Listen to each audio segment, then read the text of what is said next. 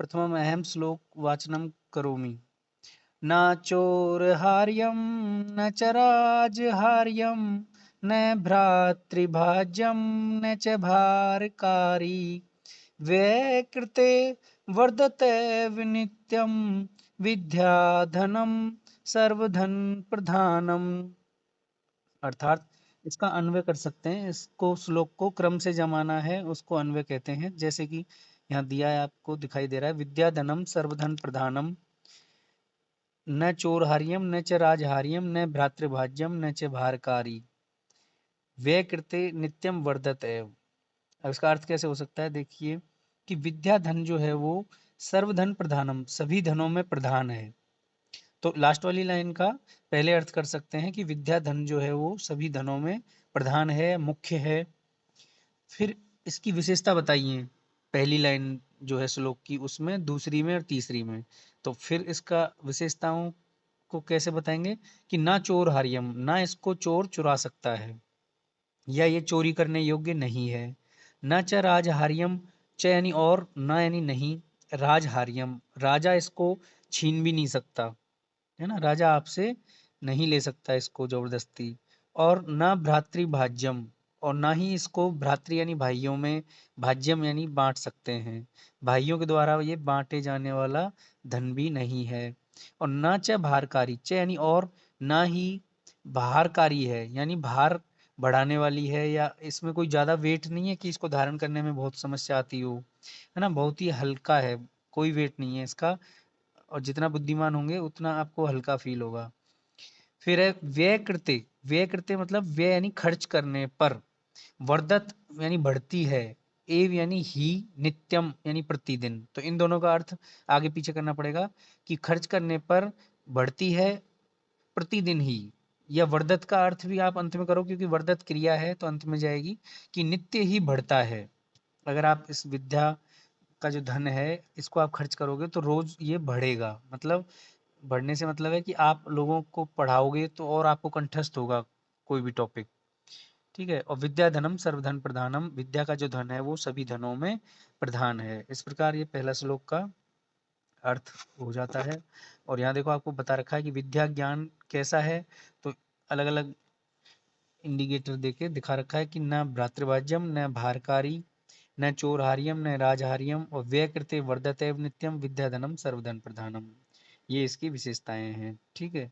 अग्रे चलतु पश्यतु द्वितीय श्लोक किमस्ति। विद्यानां नरस्य रूपमधिकं प्रच्छन्नगुप्तं धनं विद्या भोगकरी यशः सुखकरी विद्या गुरूणां गुरु विद्या बन्धुजनो विदेशगमने विद्या परा देवता विद्या राजसुपूज्यते न हि धनम् विद्या विहीनः पशु। अब देखिए इसका अन्वय कैसे कर सकते हैं हम कि विद्या नाम नरस्य रूपम अधिकम प्रच्छन्न गुप्तम धनम, पहली पंक्ति ऐसे के ऐसे ही आ जाएगी हुबहू। दूसरी पंक्ति में देखो विद्या भोग करी यश है सुख करी विद्या गुरुनाम गुरु, कोई चेंज नहीं है। विद्या विदेश गमने बंधुजनों, यहाँ पर बंधुजनों विदेश गमन को अपने अपने स्थान से आगे पीछे कर दिया। और विद्या परा देवता हुबहू है। विद्या राजसु पूज्यते न ही धनम विद्या विहीन पशु, यानी अन्वय में कोई ज्यादा चेंज नहीं है, लेकिन अर्थ क्या करना पड़ेगा, इसका अर्थ देखें कि विद्या का जो नाम है या विद्या जो वस्तु है ये नरस्य, नर यानी मनुष्य की, रूपम यानी जो सुंदरता है उसको, और अधिकम यानी बढ़ाता है। यानी विद्या अगर किसी के पास है, किसी को ज्ञान है किसी चीज का, तो वो व्यक्ति की सुंदरता को बढ़ाता है, घटाता नहीं है। अगर आप देखने में चाहे कितने भी अच्छे हों या ना हों, लेकिन अगर आपके पास विद्या है तो आप सच सब भीड़ में भी सबसे ज्यादा सुंदर दिखोगे। और प्रच्छन्न गुप्तम धनम, और कैसा धन है, प्रच्छन्न है, छिपा हुआ, गुप्त है ये धन, क्योंकि हर किसी को ये दिखता नहीं है कि आपके पास नॉलेज है या नहीं है जब तक आप बोलोगे नहीं। तो इसको छुपाने के लिए भी आपको ज़्यादा मशक्कत नहीं करनी पड़ेगी, जबकि पैसों को या हीरे जवाहरात को छुपाने के लिए तिजोरी चाहिए, सब कुछ एटीएम चाहिए, लेकिन इसको कहीं भी नहीं छुपाना। फिर है विद्या भोग करी, यानी विद्या जो है वो आपको भोग कराने वाली है, यानी इस संसार की जितनी भी भौगोलिक वस्तुएं हैं जिनसे हमें आनंद मिलता है, सुख मिलता है, उनको प्रदान करने वाली हैं। और यश है सुख करी, यश भी दिलाने वाली हैं, यानी आपको हर जगह प्रसिद्धि दिलाएंगी, सम्मान दिलाएगी। और सुख करी यानी सुख दिलाएंगी हर जगह, जहाँ भी आप जाओगे अपने विद्या के दम पर आप हर जगह सुख प्राप्त कर सकते हो, क्योंकि विद्या से ही धन आएगा, धन से ही आपको संपत्ति या सुख मिल सकता है। और विद्या गुरु नाम गुरु, विद्या गुरुओं की भी गुरु है, यानी गुरु भी विद्या को पढ़ के ही गुरु बने हैं, या कोई भी गुरु बिना विद्या के अधूरा है। तो आप गुरु किसको कहते हैं? जो आपको सही मार्ग दिखाता है। तो सही मार्ग कौन दिखाता है? विद्या। तो विद्या ही गुरुओं की भी गुरु है, सबसे महान गुरु कौन है? विद्या। तो इस पूरे पाठ में विद्या के बारे में ही वर्णन किया गया है। आगे की दो पंक्तियों में क्या बोला है? आगे बोला है कि विद्या बंधुजनों, विद्या यानी भाई के समान है, बंधुजनों के समान है, जो हमारे आसपास परिवार में जो भाई हैं उनके समान। क्योंकि वो हमें क्या कराती है? विदेश गमने, विदेश जब जाते हैं तो वो हमें भाई की तरह रास्ता दिखाती है। यानी अगर आपको सारी भाषाओं का नॉलेज है तो आप गूगल मैप लगा के कैसे भी किसी भी विदेश में देश में जाकर घूम के आ सकते हैं, कोई भी रास्ता देख के, या कोई भी संस्था जाना है, किसी भी अधिकारी से मिलना है, तो आप जा सकते हैं। लेकिन अगर ज्ञान नहीं है आपको तो आप हर जगह रास्ता अटक जाओगे, क्योंकि आपको पता नहीं कि रास्ता कहाँ से जाएगा। ठीक है, तो ये हमें विदेश जाने पर भाई के समान सहायता करता है। और विद्या परा देवता, यानी विद्या देवताओं से भी बढ़कर है, क्योंकि देवता हमें उंगली पकड़ के रास्ता नहीं दिखाएगा, लेकिन अगर आपके पास नॉलेज है तो आप हर कहीं भी बिना किसी से पूछे अपने दिमाग से जा सकते हो।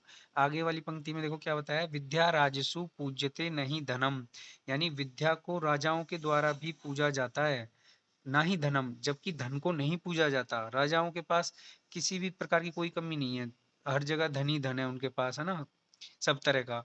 लेकिन वो भी विद्या की ही पूजा करते हैं। आपने देखा होगा वसंत पंचमी पे सरस्वती माँ की पूजा होती है, क्यों? क्योंकि उसको विद्या की देवी कहा गया है। तो उसकी उस दिन हर जगह पूजा होती है, हर किसी के घर में या हर जगह। जो भी आप संस्थाएं देखते हो ना, जैसे केंद्रीय विद्यालय संगठन है, या पुलिस विभाग है, या दूरदर्शन है, हर एक डिपार्टमेंट में उनकी पूजा होती है, क्योंकि विद्या से ही सब कुछ चल रहा है। और लास्ट में क्या है? विद्या विहीन है पशु, यानी जो विद्या से रहित है उसको पशु के समान कहा गया है। क्योंकि अगर विद्या नहीं है तो आप मनुष्य होते हुए भी पशु के समान हो, क्योंकि पशु को क्या कहा गया है? पशु और हम में ज्यादा अंतर नहीं है, बस एक अंतर है कि हम में विद्या है, सोचने समझने की शक्ति है, जबकि पशु में ये चीज नहीं है।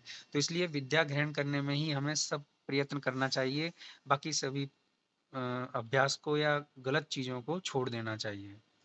ये आपका दूसरे श्लोक का अर्थ था। समझ में आया होगा आपको? दीक्षा, समझ में आया? अच्छा, चलो, बहुत बढ़िया। यहाँ देखो आपको पीपीटी में दिखाया है कि विद्या ज्ञान के कितने फायदे हैं। तो इसमें देखो एक नंबर पे क्या है? गुरु नाम गुरु, ये गुरुओं की भी गुरु है। और विदेश गमने बंधु, विदेश जाने पर भाई की समान सहायता करती है। परा देवता, देवताओं से भी बढ़कर है। अधिक रूपम, मनुष्य के रूप जो है, सुंदरता है, उसको और अधिक बढ़ाती है। गुप्तम धनम, छिपा हुआ धन है। भोग करी, सारे सुख सुविधाओं को दिलाने वाली है। यश करी, यानी आपको समृद्धि या सम्मान दिलाएगी। सुख करी, सुख दिलाएगी। और लास्ट में क्या है? विद्या विहीन है पशु, विद्या के विहीन जो है वो पशु है। अब जो आप तीसरा श्लोक देखोगे ये बहुत अच्छा श्लोक है, देखें इसको एक बार, मैं गा के बताता हूँ, सुने।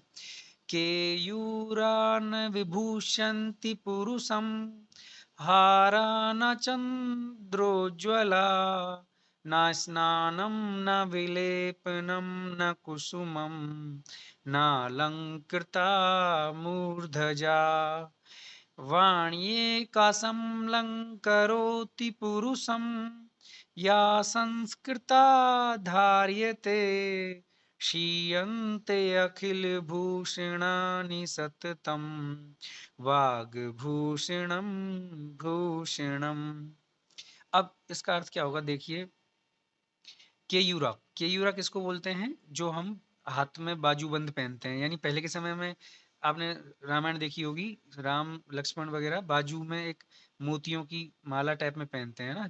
तो लेकिन आजकल वो फैशन चेंज हो गया लेकिन है वही। अब जैसे आजकल घड़ी पहनते हैं या और लोग कड़े भी पहनते हैं, तो वो ना विभूषयंती, वो पुरुष को ज्यादा सुंदर नहीं दिखाता। क्योंकि इसमें पहले ही बता दिया कि ज्यादा सुंदर केवल विद्या ही दिखा सकती है आपको, अगर आपके पास ज्ञान है तो। और ज्ञान नहीं है तो आप चाहे कितना भी श्रृंगार कर लो, आप पशु के समान हो, है ना। और आगे क्या लिखा है, ना विभूषंती पुरुषम, पुरुष को सुशोभित नहीं कर सकती ये केयूरा बाजूबंद जो है वो। और ना ही हारा ना चंद्रोज्ज्वला, यानी चंद्रमा से उज्जवल, कांत क्रांतिमान यानी चमकीले जो हार हैं, है ना, जो जिनमें मोती जड़े हुए हैं, हीरे जवाहरात जड़े हुए हैं, उनसे जड़े हुए हार भी आपको ज्यादा सुंदर नहीं दिखा सकते। चाहे आप कुछ भी धारण कर लो, गले में सोने की माला पहन लो, फिर भी आप इतने सुंदर नहीं हो। क्योंकि आप चुप हैं जब तक तो आप विद्वान हैं, लेकिन जब आप बोलोगे आपके बोलने से पता लग जाएगा कि कितना ज्ञान है इसमें ना। तो इसलिए ये आपको सुशोभित नहीं कर सकते। और ना स्नानम, कितना भी अच्छा स्नान कर लो, चाहे आप दूध से नहा लो या कहते हैं ना कि बड़े लोग गुलाब की पत्तियों से भी नहाते हैं, लेकिन उनसे कुछ नहीं होता, है ना। और ना विलेपनम, विलेपनम से मतलब है यहाँ कि लेप करने से, जैसे आजकल क्रीम पाउडर लगाते हैं लोग, तो वो भी आपको सुशोभित नहीं कर सकता, चाहे आप कितना भी पैसा खर्च करें उन पे। लेकिन आखिरी में आप अगर बोलेंगे तो आपके ज्ञान का पता लगता है, और ज्ञान ज्यादा होगा तो आप ऑटोमेटिक आपको हर जगह सम्मान मिलेगा। और ज्ञान नहीं है तो बहुत लोग हैं जो सुंदर हैं, घूमते फिरते हैं, कोई उनकी तरफ नहीं देखता, है ना।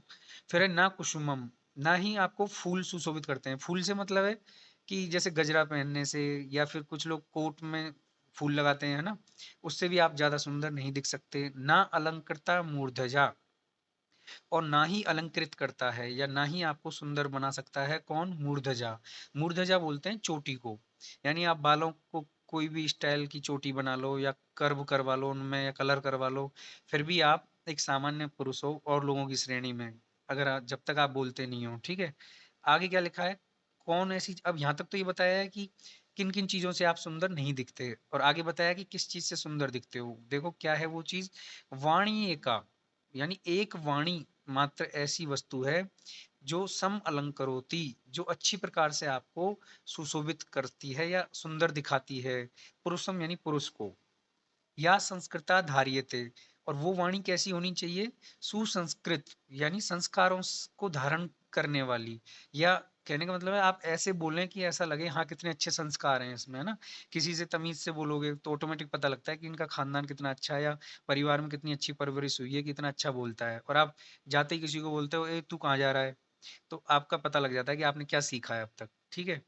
और लास्ट में क्यों लिखा है कि वाणी क्यों है सबसे अच्छा आभूषण, क्योंकि क्षीयंते यानी नष्ट हो जाते हैं, अखिल भूषणानी, अखिल यानी संपूर्ण, सारे के सारे आभूषण, जितने भी आभूषण हैं आदमी को जो सुंदर बनाते हैं, चाहे वो क्रीम पाउडर हो या गले का हार हो या केयूरा बाजूबंद हो, है ना, या चोटी हो आपके बालों की, वो सब एक समय के बाद नष्ट हो जाते हैं ना। आपके देखा होगा कि ब्यूटी पार्लर जाते हैं लेकिन 15 दिन बाद फिर जाना पड़ता है, क्योंकि वो सब नष्ट हो जाता है।